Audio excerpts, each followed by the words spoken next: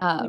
We can just kind of record and see what comes out. So um, I'll go ahead and create like a short introduction and we'll just take it from there. So, my name is Kay Moon and I'm a twin flame channel and Western astrologer. And today I am joined by a colleague, dear friend, and healer, Marie, and she is an ascension channel working with all beings who are moving through the ascension process here on earth. And so she also has and anchors a really solid divine feminine energy. And I've worked with her personally and can attest to how powerful her healing work is. And I just want to thank you for being with me today. Thank you, Kay. Thank you. So I had asked you to join me because I think I had mentioned that there's just so much change energy going on for divine counterparts at this time, a lot of change energy.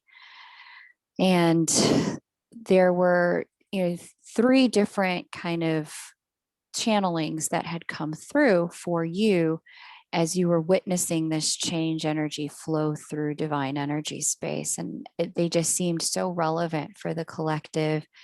It really felt important to share them. So here we are. What comes through as really important to share first as a bit of a grounding concept for us?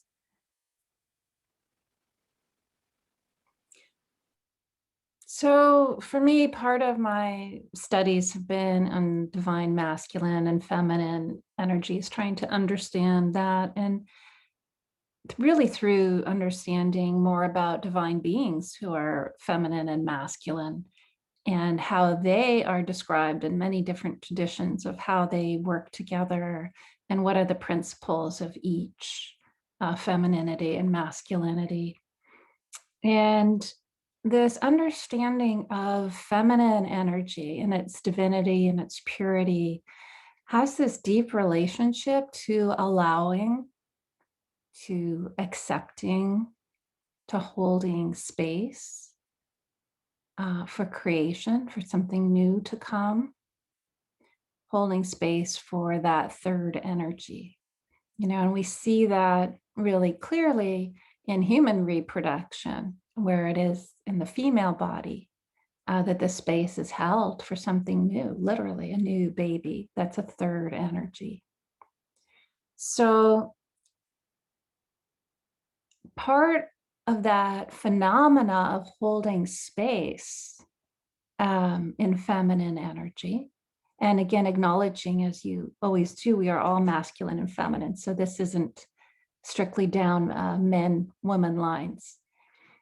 But if one is a divine feminine, has a counterpart and holds more of the feminine energy, this relationship to creating space for what is to be in the third dimension and the fifth dimension.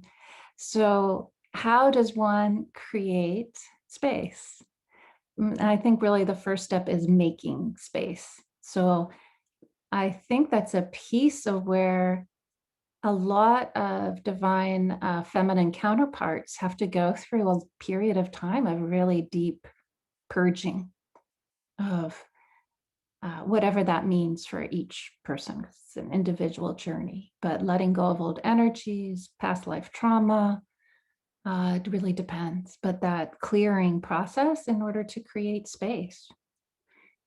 And the other thing I would say nature teaches us or shows us relative to the divine feminine is that things don't happen in nature in a straight line. If you really look at nature, like even these flowers, right? Even the stems, kind of, there's usually a bend and there's a movement. So nature works in spirals and in seasons and in cycles. And so there's a relationship of the feminine to that, of allowing for cycles. And I would say if you look at the masculine energy, there's much more a relationship to a time, to a, and the teaching, different teachings about different divine masculines, right? They come into a certain time and they do a certain function, um, and it's more in a moment in time than a cycle of time. I don't know if that makes sense to you at all, okay? It does.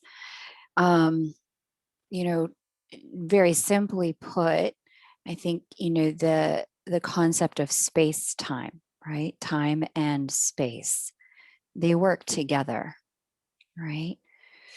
I've been trying to like wrap my brain around it, how, the scientists can say, oh, that planet is, 10 light years away, right? And the concept of time isn't just minute by minute, day by day, hour by hour, month by month, week by week.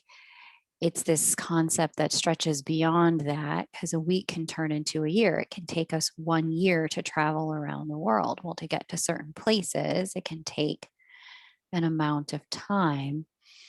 But then again, we are seeing the difference between that masculine and feminine concepting, which is destination orientation is a masculine construct, right?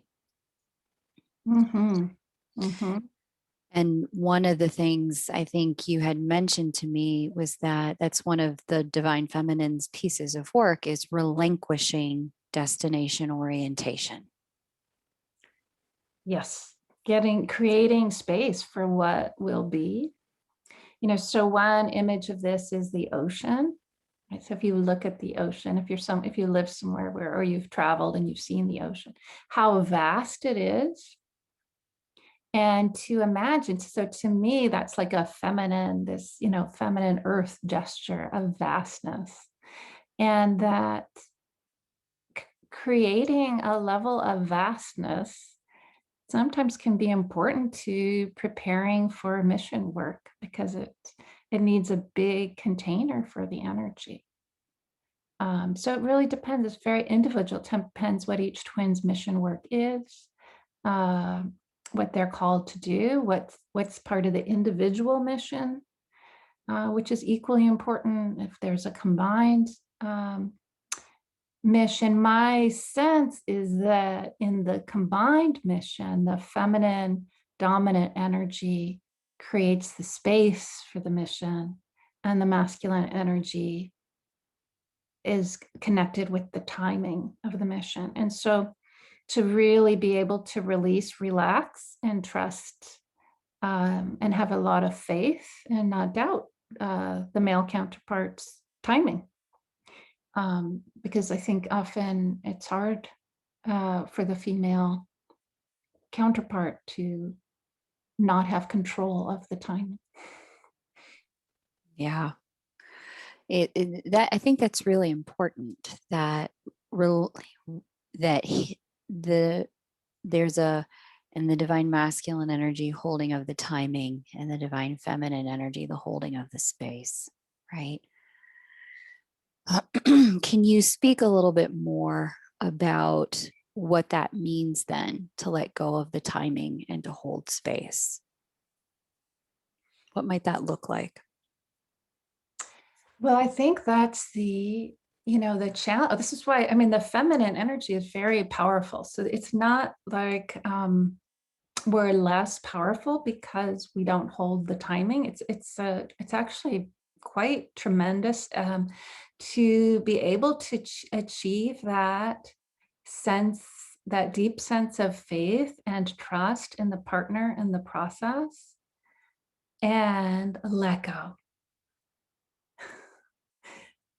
And let go. And one of the messages I received is, because I mean, for as individual as each twin meeting is and relationship is, there seem to be themes, right? And that often there's a meeting and a separation, and there's this dance of coming in and going out, which is also very cyclical. And there's a real wisdom to that coming in and going out. It's like the tide on the ocean. And that part, because the feminine holds the space, almost one of the first lessons or the first gifts the masculine will give her is that that teaching, if you will, of letting go, because they seem to be able to, because their, if you will, their energy is different in the union space. That's not their issue, isn't to overcome the letting go. They can do that. Their sort of challenge, I think, is different. If you can imagine and try to spin yourself into your counterpart's shoes, that this timing and creating a relationship, and a subconscious relationship for a lot of them, I'm sure, just as the space holding can be a subconscious pull, or a subconscious, if you will, and almost a knowing, oh, I have to let go, I have to let go. This relationship that they hold to timing and getting the timing right. And I think that's a different challenge to hold. It is. So if I could just kind of recap, there's this concept of the purging that is unconscious, like we can't control that we move into a state of purging. It is part of a necessary part of emptying out so that there is space, right? Definitely. And likewise, on their side, the timing pieces and the sequence of events required to get to right timing, they don't necessarily control all of those events or their sequence. They just know when the things are aligned. Yeah. I think so. I think so. I think because, there's issues of karma in my belief system, right? That I see that have to play out. And there are cycles of karma. So sometimes they literally, and I agree with you in terms of free will, but I also really feel like, because I know sometimes, right, we all do those things, or we have those things that come out of our mouths, right, that we didn't plan, that really shift things. So there's that space where we're trying to elevate and be more conscious choosers. And as hard as we work towards that, I still notice in myself these things come up and out unintended. And so I think part of it is learning to trust that. And in terms of how the feminine interacts in these cycles of time. But back to the masculine, I think the same can be true for them, that still for many, many people, we're playing a lot of things out subconsciously. And really to trust them if they can't leave a karmic relationship, or it's related to family of origin and they can't disappoint the family of origin, or they have a career, or they have an addiction, or whatever's going on that feels to the feminine like a block, that they have to work that out, just as the feminine has to work out the energies and the impulses. And I know you've had Alison Armstrong speak.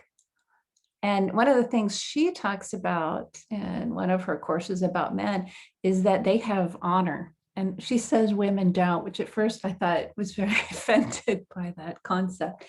But I think that I can relate to some of that. It's very different for them to sometimes make these choices that seem to be often a piece of these twin soul meetings. That it's usually not a cut and dried process, although I'm sure for some it is. You probably have more experience in talking to more twins and seeing all that. It usually seems very complicated for some reason or another when I hear people speaking. Well, you had mentioned, and I think that a lot of this is subconscious, that, one of the gifts, and it can really be painful until you recognize that it actually is a gift that the divine masculine provides for the feminine, is ensuring that she steps into holding space and letting go. And that's one of her first challenges. And I think the way you had mentioned it to me when we first spoke about this, that's also their first win. Yeah, that's what came to me. That was kind of a download, I guess. You would is that's sort of their first task, is to help us let go. And I think that's a piece so we can feel really whole in ourselves. So we can really know that we may want the connection, but we don't need it to be whole. And I still think culturally, I know it's changing, but certainly historically and culturally, like a woman had to have a partner, and so there's some of that template that needs to be cleared, I'm sure. It's still getting cleared. I mean, not just culturally, but economically, just in my mother's generation, probably your mother's generation, in order to just get a bank loan or a mortgage to buy a house or to open up, commercial real estate for a business, women weren't allowed. They had to actually have a man do that. And even now, as long as we can look from what the statisticians show us and say, look, a man and a woman doing the exact same job, a woman's getting paid 30 cents less on the dollar, we have a ways to go if we are not recognizing the necessity of holding both and valuing both's uniqueness and differences, but also each other's value. That a woman's space in the job is somehow less valuable is an indication that in literally in the template, behaviorally and mentally, we have a ways to go. So Yeah. yeah, this concept here that there's some, there's work on their side, there's work on our side, there is work left to be done. It was actually one of the things my guides had showed me last summer. It was almost a year ago at this point. They really kind of jumped in, and I was on a walk, and I remember them showing me like a set of, literal 3D romantic unions for counterparts that were in the queue. But they had said that there are certain things on planet Earth that need to occur before there is space for these kinds of unions to exist. And that this stuff it's cosmic, it's universal, it's template related, it is related to the consciousness of human beings on Earth as a whole. That it wasn't just about,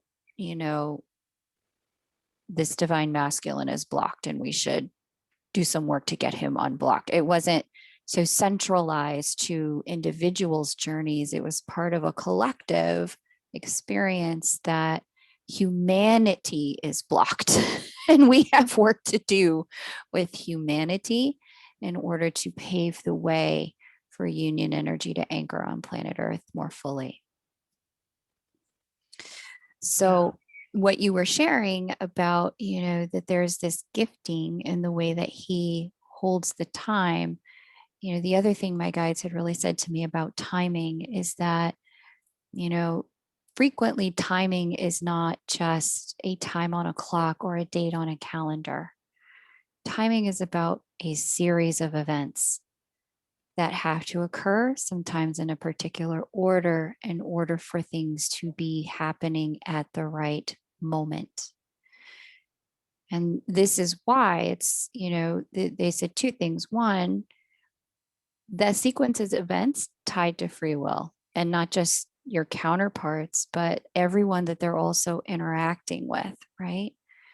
Their children might need to be in a particular place before they can make particular moves at work, before they can make particular financial circumstances that make the unit safe, before they can be available to have anything greater with the twin than there already is, or step into their own mission before they can step into their own mission, etc. And all of those things that involve all these other people, there's huge amounts, glacier amounts of subconscious juggling that goes on in calculation in the subconscious mind around timing. So when you had said, one of their first gifts is to help the divine feminine let go, I was like, oh, that makes sense. Yeah, it doesn't always feel like a gift, but I think that's part of the languaging. Can we see it can we see whatever is happening as a gift, and that nothing is wrong? When you were describing the sequence of events, that's really what I mean by karma. It's these things have to unfold in a way that is healing, or moving forward. Not everything gets healed in each lifetime, but there's an unwinding. I feel that's my sense, is that there's an unwinding possible now that has not previously been possible before, in terms of karmic patterns. Meaning, by that I mean repetitive patterns people have played out over multiple lifetimes, and that the energy is shifting in the cosmos, the increase in divine love, however people call that, whether you call that Christ consciousness or something else, that there's this opening to healing and moving forward in a new way, that does require choice, but that it's available now in a way it was not before. But what I see in clients and in myself is this: sometimes you have to recapitulate the karmic cycle in some way, shape, or form in order to do it different. And part of what I feel is this potential this year, these 3 times of exact Saturn Uranus squares. I believe that's right? 3 exacts in 2021. There are 3 exacts. That's correct. Yeah. And the part of how I see that energy, or it was shown to me, so I'd love to hear if this resonates at all with you, is it was really shown to me like this. Part of that karmic cycle and that opportunity to change it. And where we had like more truth stream in 2020, I heard someone speaking about light. Okay, so we could think of this increase in light, or being able to see things, shadows being brought up collectively, individually, maybe seeing shadows in other people in 2020. And then whenever you have light, though, you have shadow. I thought that was so interesting when I heard that, because of course, right? We know that just by going outside, right? There's light, there's shadow. There's things we see, there's things we can't see. And that the transformative energy is really love. So light can expose something, but it's really love that transforms it. So this potential of this tension, right, between the structure of Saturn and the change of Uranus, to me, is part of this potential for breaking down karmic structures and having a new process begin. And that part of the twin experience, or the potential of it, is creating a stronger vessel relationship to unconditional love for self, for some other person, which is really hard to achieve. Unconditional love, like I just love you. And to have that not drift into codependency, but to be, truly just this increase in love. And so that's where the karmic healing or transformation or the breaking of cycles can happen. And what I've seen in this first square is that a lot of people have recapitulated a karmic cycle or brought something up. Oh my God, isn't that healed? But healing really happens in a spiral. So we often have to circle back around to the trigger and heal it at a higher level. So, for anyone out there who just has felt either in their relationship with their twin or within themselves or a different life situation, oh my gosh, I thought that pattern was healed. What just happened? There's a real opportunity because we're going to have 2 more times to work with this energy. And it looked to me when I looked that they remain pretty close to a square really through June to when they square again, and then they take a break and come back again in December. So to me, this is an incredible period for bringing more love in, for bringing more love of self in. What do I need right now? Which is where I think you've been talking about some divine feminines taking a break for a while now. Like so where's my unconditional love for myself right now? What do I really need to be able to show up in my life, not just my union, but my whole life as more as a being of love?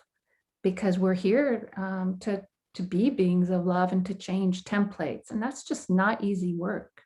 And that can happen in a lot of different ways. So part of it is being open to the way you're meant to manifest. That goes back to that ocean, just being really big and just trusting the universe and trusting your twin that no one's doing anything wrong. That's, I guess, the other Ellison Armstrong, Mhm. like he's not wrong. It's like, it's not, and you're not wrong. It's That's like right. creating that wholeness. No, what if no one is wrong? I think that's her question. And I think that's really the question for twins when we feel like we want different things. What if we let go? Because part of being twin is being polarity, right? Masculine, feminine.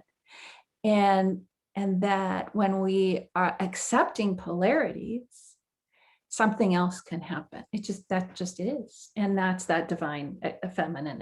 I just allow, I accept, I trust. And from that space, then I think sometimes we can move forward.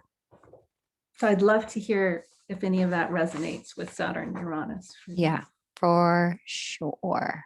For sure. And just real quick, I'll give people the dates for those squares. February 17th was the first one. And actually, I think that was like right around the time I was like, hey, Marie, can you come and do this thing? And we were like, yeah, but finding a time, it'll have to be in March. So um, June 14th is going to be our next one. And then December 24th will be the final. And understanding the interplay of these two it's critical, right? Because I talk about this in star school with my star school students, that it's the outer planets that provide the influence. They let us know how the planets internal, closer to the sun, will express when they talk to one another. And so Uranus, being the outermost planet, is the one that holds what Saturn is going to do.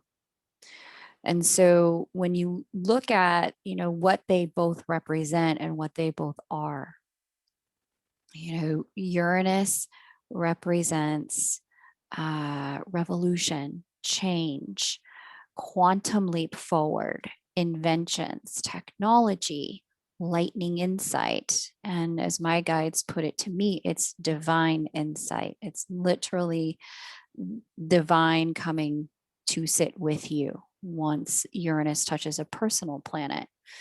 Then we have, in the shadow, Uranus can also represent upheaval, because all planets have light and shadow energy. It could just be straight up upheaval, it can be chaos, all of that. But, being light workers, we have the opportunity to channel the light energy of the planet and work with it consciously. The Saturnian energy is closer to the sun, and Saturn's work is about setting up boundaries, creating wholeness and integrity. It's about facilitating structure. In Greek mythology, we know his name to be Chronos, or timing. And there's again that thing about time and timing. And so, the way it's really appearing to me with the Uranus Saturn squares is that this is a year where, we're going to start seeing timelines shift and become more malleable in our lives as we make, different choices to hold more light, hold more divine love. Those are the opportunities here, especially because Uranus is sitting in the sign that's specifically about love and value, Taurus. It's sitting in that sign that's also about flourishment, life, femininity, and structure. It is the divine feminine sign, so to speak, as the first feminine sign of the zodiac wheel. And here's Uranus bringing quantum leaps forward, revolutionizing timelines, breaking down old structures, releasing us from old karmic patterns, facilitating divine insight in the arena of, change, because that's where Saturn sits. Saturn sits inside of the sign of Aquarius. And that's what Aquarius is all about. It's about change. And change, not just for my sake, for your sake, but for our sake. It's about the greater good. So it's a huge opportunity to release, let go of things that we've allowed to anchor us in repetitive loops from the past, whether that's family past, genetic line past, hereditary, neighborhood, race, ethnicity, and culture past, certain behaviors that we used to do. We now have a huge opportunity to relinquish those this year. And so the energy is with us all year, even though those are the exact squares, because they'll move direct, retrograde, and then direct again. This energy, it's basically opened up a portal in which we can go in and tinker with our own timelines to facilitate movement toward holding greater love in divine feminine wisdom, in divine feminine energy, anchoring greater divine femininity inside of our own physiological beings.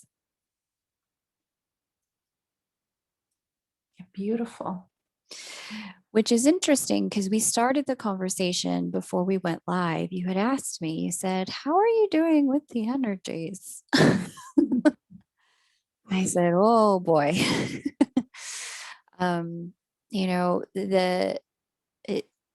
Because I knew walking into this year with so much Aquarian energy and Uranus facilitating all of these squares from Taurus, both of these being fixed signs. This is literally about changing the nature of what we even consider fixed. What we consider permanent is changing at this time. My response to you was, my guidance has been to be in that space of allowing change, to not grasping, not gripping, but looking for stability without trying to lean on and grasp at predictability. That was what my guides were kind of trying to show me to do, is, try not to get too, energetically attached to, well, this is how it is with twin, with family, with work, with living circumstance, with finances, whether, it's, well, this is how it is, we're just in separation, or this is how it is, we're definitely in union, or this is how it is, my kids go to this school and that's just what it is. Because the name of the game is change. And so much that has happened before us is getting healed, getting shifted. Much of what is playing out in front of us will also change. You change the way dominoes behind you fall, you change the way the way dominoes in front of you will also fall. And so because there's this massive healing opportunity this year, it's incredibly important to facilitate stability, my guides were saying, by not being attached to predictability, and instead anchor stability from the still point in your center and in what's universal, There's a lot of things that are very universal, change being one of them. But, the kind of essence of what is everlasting, the connection is everlasting. It's anchored in love that has no conditions. Know that won't be broken. Its expression, its shape, its format for any area of life, health, money, work, home, family, all of that is going to start to be far more malleable this year. And it's just important to let it. So that's kind of been my personal process in work, is like, okay, this is changing, but here's what I know is stable within me. I can count on this within me. So, Yeah, I think that inner stability, that really spoke to me when you said that. It's that part of that anchoring and coming into wholeness ourselves. So that balance of masculine and feminine within us, even if we are, in the, maybe I'm going to say the creative aspect of being a twin, we hold the feminine space. There's still on the other level, that inner balance of our own healthy masculine, feminine. So it's complicated. I don't think it's just one thing. We're complicated energy beings for sure. But, one of the things in this change, this energy of change, so if there's something going on in your life that you don't like right now, whatever that is, whether it relates to your twin or something else, this wonderful opportunity will change your energy about it. Like, own your energy, change your energy. If you were wanting union, then, like you said, there's a way in which we're all always in union. So anchor into that.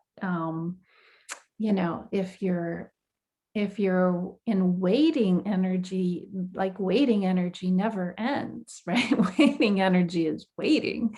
So you don't want to create more waiting, so what do you want to use that energy for something else? And that's sort of, I think, a way we connect to our true inner power, is realizing as we shift our energy and then noticing how that shifts things in our world.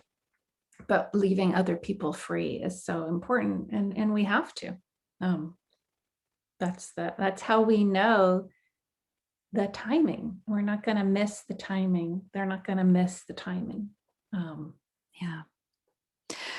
Ironically, I have also seen when twins do come into union, and even in my own connection, as much as I know about astrology and I can look at, timelines and things like that, and, energies that are coming that, we don't have control over, it never ceases to amaze me how the timing divine counterpart, the transmuting twin, the divine masculine, if you will, has such an intuitive sense of the right moments to facilitate connection for the divine feminine. It always tends to be at a moment when her next lesson, next chapter, like, she's ready and he's like, great, let's have an experience that's going to facilitate it for you. Or, great, let's, this is our union moment. It's like, I could have never predicted something so perfect astrologically that they intuitively, somehow, some way, just always seem to know. And it's all happening in their subconscious mind. Just like, the purging, the releasing, the letting go, we don't have control over the fact that that's just what we're being guided to do, just to clear and let go. So you had kind of shared that there's an esoteric kind of vision that your guides had shared with you around horizontal and vertical and spiritual work versus space. So I'd love for, if you want to share some of that, I'd love to share that here as well. Sure. So what I was kind of shown is that, this first meeting often well, sometimes both are awakened, but it seems like often the feminine kind of gets this awakening and begins this, what I call a vertical process, meaning feeling more connected to spirit and also kind of having to do those deep dives of clearing out subconscious wounds, whether it be through past life or this life or, whatever. And so I kind of look at that as kind of a vertical energy, a vertical awakening. And then this possibility in the feminine to move into more of a horizontal space holding energy. And I think, again, things happen in cycles and spirals. So I don't know that one, that it's fixed, because certainly then we can go do more of what I call this vertical clearing. But that as the more she does that, the more horizontal space she can hold. And that's not just the space between, and again, it depends on mission template, right? It's not just the space for your twin or the space between you and your twin. It could be the space for a soul group. It could be a geographic space. It can be space for the mission. And I really think that all starts subconsciously for her. So there's a lot of work for both that I think happens on the subconscious level. But the more space she can hold, what I was shown is that allows the masculine to do more of his vertical journey. So like I said, they seem to be in the beginning, they're really good usually at holding the space, right? They're kind of like, let's have space. And because the feminine energy always wants connection, right? That's that having to learn how to let go, because feminine energy wants to connect, right? And masculine energy has more of a drive towards freedom. So the space is usually easier for the masculine. And then it becomes time for his vertical journey. And I think a lot more of them are doing that from what you've said in your some of your videos over the last year. They are connecting more spiritually. And the thing is with vertical work, so the higher you go spiritually, actually there's a counter movement. You have to go as low. And one of the dangers of spiritual work is that if you're not aware and doing self-work as you're doing spiritual growth, you can get into some subconscious kind of issues. But if you're working both, then there's that growth. That's why it's this process usually of greater spiritual connection, clearing out more stuff, greater spiritual connection, clearing out more stuff. So as they begin their greater connection to the vertical climb, if you will, what's been subconscious for them is going to start getting pulled up. And so that's where I think you talked about one group who were approaching connection, and then the masculine checked out again. So, I mean, it can be pretty scary if your subconscious stuff starts coming up. So they have to go through that process. And so that's where there's this dance, I think, for a while until, if you will, in the timing and in the process of clearing, there's enough cleared. I don't think we all have to be perfect and done for sure, but there's enough cleared that kind of that meeting in the middle can happen when there's enough cleared, done, transmuted. Then a new process can begin. So I think for me, and what my guidance was showing me about this year is that there's also this, it was like showing like this energy of this Uranian energy of like lifting the earth, like, so, it could be that the masculines have more subconscious triggers come up that they now have the opportunity to see more. And it's always been my sense that what may take a feminine 10 or 20 years to clear, and I'd love to hear if this seems to be true to you, that actually once the masculine wakes up because of that power of their masculine spiritual energy, it can be quite fast. I don't know. What do you think about that? Which parts can be fast? That they're clearing, like they're awakening, like they're Oh, yeah. transmuting, their sudden realization or whatever that maybe took us 10, 20 years to realize, and then they get there Yeah, they do, but it's not because we did 10 to 20 years worth of work. It's because of the way masculine energy operates. Like, right, we were Yeah, talking exactly. about how feminine energy operates in that spiral and Mhm. masculine energy operates more of in a direct line, right? And so, just and that's also why it's really difficult for you know, like when a divine masculine decides or finds it in himself that all the pieces have been put together and now he is ready. Um, it can be really confusing for a divine feminine because her process has been so cyclical once she's really surrendered in that feminine energy, and he could show up and just be like, I'm ready to go, let's do this. Yeah. Like the pieces are in place, the time is now, let's roll. um Yeah. and it's like, wait, what? I need you to kind of like, it's literally um like a sexual act. And I mean, I hate to put it in these terms, but it's the most clearly illustrative, where it's like, all the neurons are firing in their brain and physiologically they get the response and they're ready. The feminine has this kind of like, well, I need all this foreplay to build up to ready. And so if you will, like, you can kind of liken it to that process where much of all of the clearing, all of the opening, all of the cyclical going back and forth for the feminine, it's kind of like foreplay, if you will. Like, I wish I had a better example, but I think it kind of makes the point and how differently the energies really work.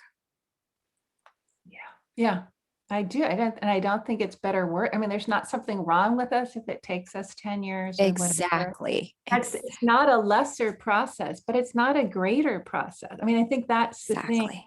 to really come into understanding and honoring the different processes. That it's okay, that But it's it's okay. necessary that they are different.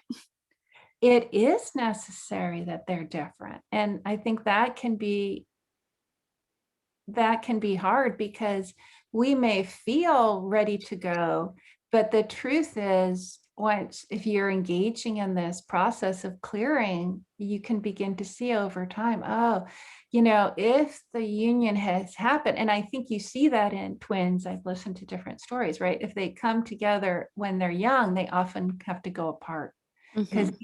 the intensity of the bond, sometimes the amount of different karmic trauma is very intense in the bond. If you look, if twins incarnate to transmute old templates, right? I always think of the Romeo and Juliet. I mean, it was a story, but it's kind of archetypal, right? So uh, they ended up dying, but the two families healed after that, right? So that's a little bit. It gives you a picture, I think, of the historical twin flame solution was often traumatic, and sometimes twins are healers, and that can be there's a lot of trauma to clear from the vessel of the union, which just happens to be the feminine. And so in that masculine vertical, yeah, it's just holding a different way for the movement to happen. So yeah, I think to let go of the notion that he's doing it wrong or you're doing it wrong, or something's gone wrong, the more we can let all of that go, like you're talking about, and just let it be. Okay, this is what is, and I'm trusting the divine process, and I'm listening to my guidance for what I do now, and just trust the process, which is hard for human beings, but that's what we're being called to do right now, I feel, and that is breaking a template. Yes, it is. It really is. Oh, so well put. I have nothing else to add. You really nailed it. Thank you for coming. Yeah, no, thank you for having me. I hope this serves some people, and it was great to hear your thoughts and how they kind of gel with what's Oh, been coming to me. there was one thing I did want you to expand on because I had guidance around a very similar concept that I'll add to, but you had said, in that vertical process, when you're doing that kind of ascending into and anchoring more of your higher spiritual consciousness, the higher you go, the lower you also have to go. And if you don't balance these things out, psychological problems can come. Can you speak to what you meant by that? Well, so we live in this realm of consciousness, right? Mhm. What we see. Um, and then there's this whole unseen world, which is part of the awakening process, right? Like now you have guides, right? You didn't always Mhm. have guides, right? There was a process by which you developed this connection to your guides, right? Yep. And that's part of a connection to an unseen world, if Yeah. you will. Whether you see your guides or not, or you just hear them, how your intuitive connection works varies for people. Sometimes they see things, sometimes they hear things, sometimes they feel things. That's the other way to understand. So to really understand how your own intuition works, and to understand your twin's intuition might work differently. They might be carrying another set of how that works, and their timing for being able to connect safely. And so we have this band in the middle of consciousness, right, where we live our 3D lives, and this is where kind of everyone is. And then as we grow spiritually, if you will, as we go up, we kind of lift up that consciousness barrier to the super sensible world, to the super consciousness, right? Angels or guides, whether we say Christ or, God or the universe, or, how people connect to the unseen world that way. But then there's the subconscious realm, which is the lower barrier. And I would say, those could be,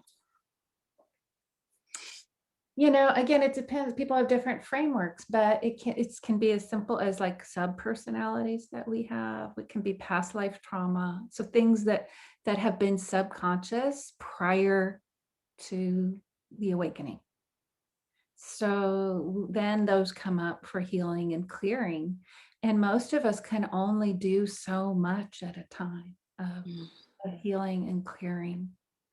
And, again, so that's part of that forces. I mean, the other thing, sometimes there are, I would say, helpful unseen beings. I believe there can be unhelpful unseen beings.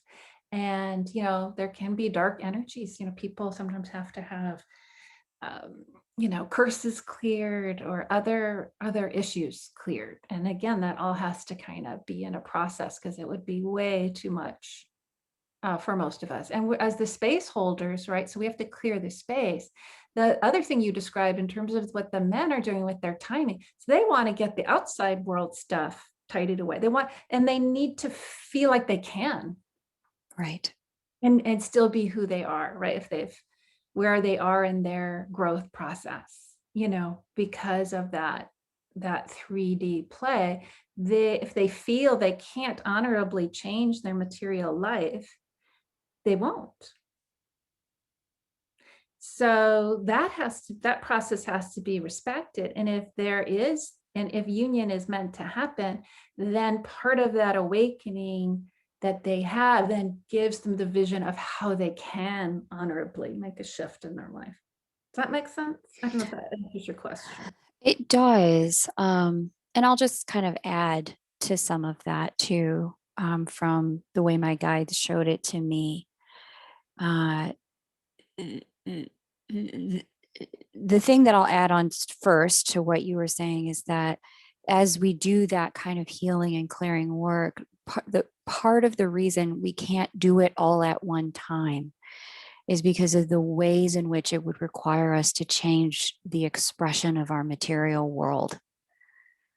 And that's that balance of masculine and feminine within us as individuals, no matter what kind of body or gender you incarnated into. The material world, we understand that to be the masculine polarity, the spiritual world, the feminine, what's unseen, the feminine polarity. We do all of this healing work after we've had that spiritual ascension process. We have the spiritual ascension process. We go up high, as you were talking about, vertically. Then we go down low, and it's like, oh, wow, we get the revelation about all this stuff that now needs to be purged, cleared, healed. We do that emotional work. But then what also has to happen is the shifting of our material world. And when there's a break between spiritual, emotional, and physical, and these things aren't moving together, when we're just working emotional or just working spiritual, that's when you start to see psychological breakdowns happen for people. And issues start to manifest in looping around the same issue, even though you consciously know better. It's because the material world, the choices of the structure of the material world, you've allowed it to come into your feminine, but you've not brought it all the way through your own masculine energy. And so the way my guides kind of likened this was, let me pause before I go into that. For example, spiritual awakening hits, you're operating in a completely new dimension or plane. You see life from a new way. Emotionally, you start to get clear about all this gunk around the ways in which you were raised that you didn't see before. So you start to change some of the ways you think, and your emotions start to shift because your thinking is shifting.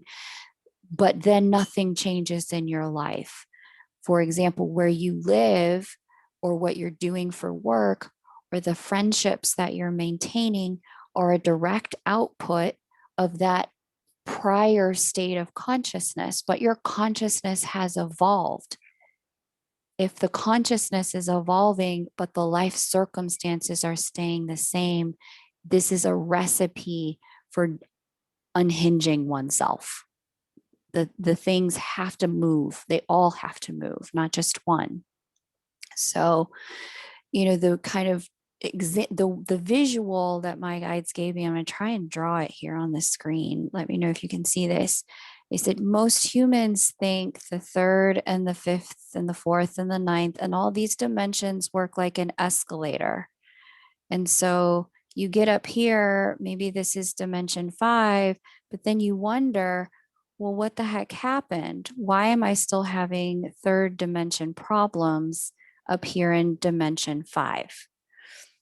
Right? And what they showed me was actually dimensions work like this. And this is the best they could give me. They said it's not precisely this. And as what happens is you start to push out as you expand your consciousness and spiritual capability. This one merges with this one. Then we merge with this one. Then we merge again out here.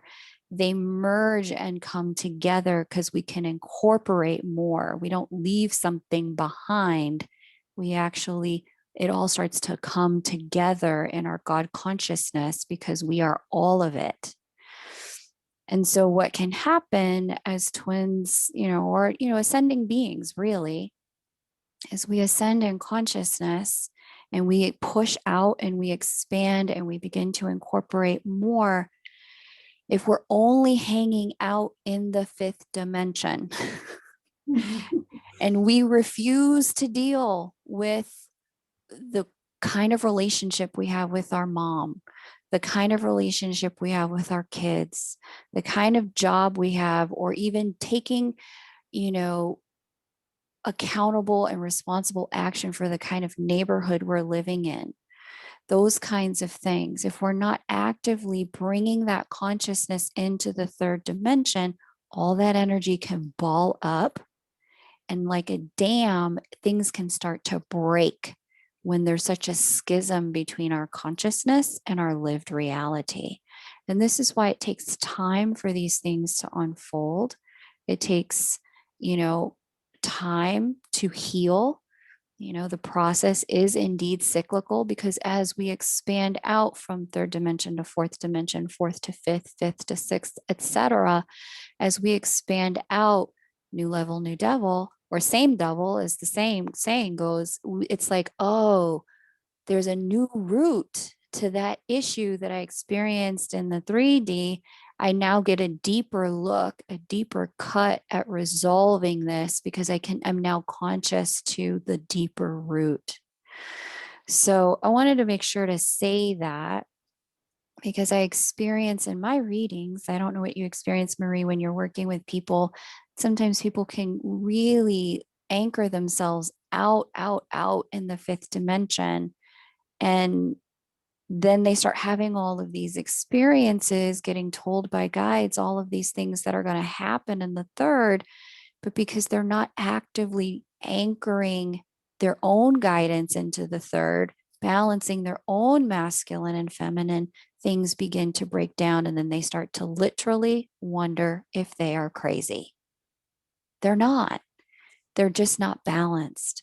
And I thought that was such an important point that you made, that as we move through this, through the work, it's so critical to balance what we're getting on in that vertical, the spiritual awakening, with the emotional healing, and then also move it through our physical body. That's how we balance our own masculine and feminine polarities.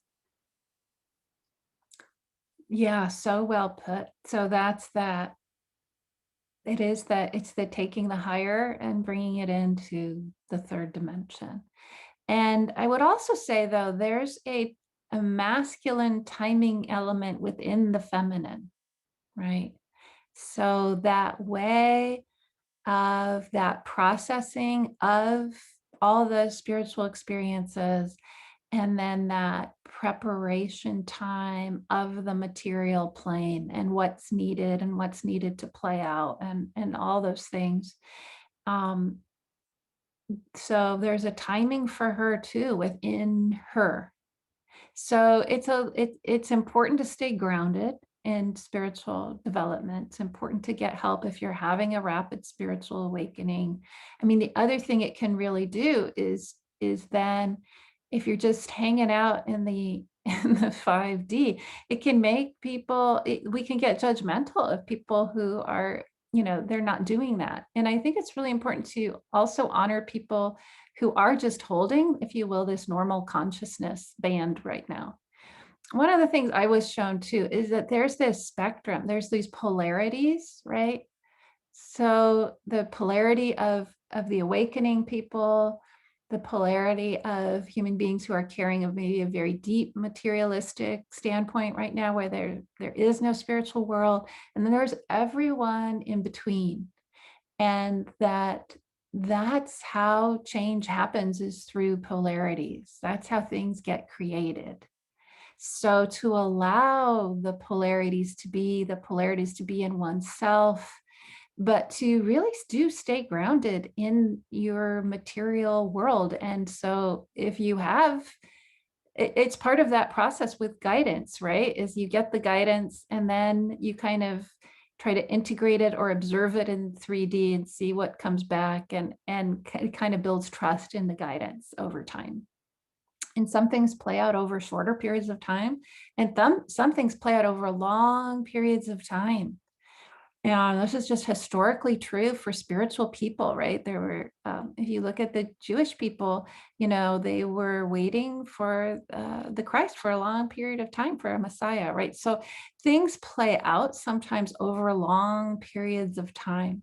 And so it's a different way of being. That's why I think really it's such an individual journey, and honoring one's individual journey, all these it's great to tune in and hear what's going on collectively. But as you always say, you always have to then bring it back to yourself, and where am I, and how can I ground, or how can I connect more to spirit? So it's kind of just a check-in where I am. Am I totally checked out of my everyday life and just trying to live in this other realm? That's not going to work very well. And if I'm so focused on the material plane, then, and I know I need to be more expansive, then looking there can help. So it's sort of helpful to just check in with one's orientation. Where am I? Mm, so true. So true. And it changes things too. Um, in the twin energy ring, I mean, I'm going to have, Charlotte, from Happy Twins. We're working on a date, guys. We're working on a date, and she'll explain how the energetic flow operates between divine counterparts, because there is a singular energy system that you two are working with. But, as you can start to really work on balancing your own polarities, and I mean, thank God for, what the twin is doing, because anything they're doing, my guides really showed me, anything they're doing that really bugs you, you're having that within you. There is nothing over there that is not also over here. If there is an addiction over there, there's also an addiction over here. If there is a rejection over there, there's also a rejection over here. And it's so hard to look at those things, but it's also so necessary. Thank God for the mirror, because in that mirror, we have the opportunity to really see the truth of where our growth is, and the opportunity in front of us for balancing the energetics between the counterparts, which ultimately balances the energetics in the entirety of twin templates, but it balances the energetics of love on planet Earth. It helps us to start moving love in the direction of, being a dominant frequency here on Earth, when we can really embrace those items that they're showing us is, our own work. So, yeah, thank you so much, Marie. It was a pleasure. Oh, thank you. It was great to hear your thoughts. And I hope some of this was helpful to people out there, because I think, yeah, as you said, there's a lot of opportunity for changing. If you've been stuck, I think 2021 can really help you Yeah. unstick. Yes. Totally, totally. And there are different types of mirrors too. I also just want to make sure I say that, like they may have a chemical addiction, but you may have a psychological addiction, or they may be rejecting you, but you may be rejecting yourself. They may be mirroring that, as opposed to, I'm not rejecting them, they're rejecting me. Well, are you also rejecting you? That's a type of mirror. So it's really important to really think broadly about what the mirror is showing you, and give yourself that permission and space to kind of, be shown, like let your guidance show you. And this is one of the pieces of channeling that my guides gave me for 2021 for divine feminine energies, because she's sitting in the sign of truth and freedom. It's so important to be willing to see accurately this year. So important to be willing to hear honestly this year, and be with what's universal truth for you in your guidance, because we all have a guidance system. And it's really, really, really important to allow yourself to anchor into it, because there's opportunity to really grow in that guidance system this year for divine feminine energies. So, Yeah, I mean, just one thought really quick on acceptance is that my guidance was, if you can't accept where you really are, you're not going to move forward. And I think that's what I was really hearing. You have to let what's true, in the 3D world, accept it as truth, yeah. integrate it as truth, and trust that that is part of what has to happen for energies to shift. If you can't accept what is, you can't really do anything. You're stuck. I think, like you were talking, you're hanging out somewhere else. Yeah. And nothing can move on the 3D if you're just kind of hanging out somewhere else where something else is true. So yeah, try to work with these energies to have the courage to really accept what's true. It's such a wild paradox, right? Like, in order for me, like, just to put it in twin flame terms, in order for me to get to union, I have to really accept that no union is happening right now. It's a wild paradox, right? It is, yeah. And that's true in this moment of time. It doesn't mean there won't be a union in this That's right. lifetime. That's But right. this moment in time, this is what's true, is that we're always connected, and my partner has chosen in the best and highest good to be on a different path in this moment in time. And so given that, what do I want to create in my own life? And give yourself the unconditional love to do that. Because I Yeah. think sometimes we can give the partner freedom and we can't give ourselves freedom. Ooh, say it again. Yeah, sometimes we can get to the place where we give our partner freedom and we don't give ourselves freedom. So if you've been stuck in letting go to the point where he's free, but you're not free, I'd consider 2021 to be a good time to look at that. Like, is that really going to work? Then there's still unfreedom in the connection. Yes. Oh, getting the truth chills. Truth bomb. Yes. It's so good. I'm so Yeah. glad you decided to do this with me today. Thank you. Yeah, thank you so much, Kay. Appreciate it. All right. Take care, everyone. Bye for now. Bye bye.